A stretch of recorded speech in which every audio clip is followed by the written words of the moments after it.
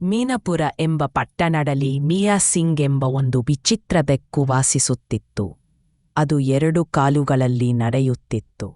ಕಣ್ಣಿನ ಕಪ್ಪು ಚಶ್ಮಾ ಧರಿಸಿತ್ತು ಮತ್ತು ಮನುಷ್ಯರಂತೆ ಮಾತನಾಡುತ್ತಿತ್ತು.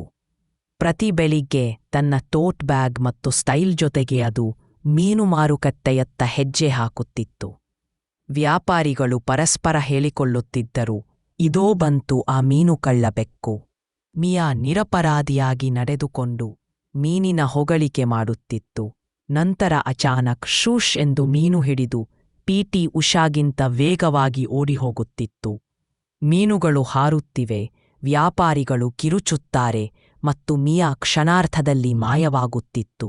ಸ್ವಲ್ಪ ಸಮಯದ ನಂತರ ಆಕೆ ಒಂದು ಮನೆ ಮೇಲ್ಛಾವಣಿಯಲ್ಲಿ ಸೂರ್ಯನ ಕಿರಣಲ್ಲಿ ಬಿದ್ದು ತನ್ನ ಸಿಕ್ಕು ಮೀನನ್ನು ತಿನ್ನುತ್ತಾ ಆನಂದಿಸುತ್ತಿರುತ್ತಾಳೆ.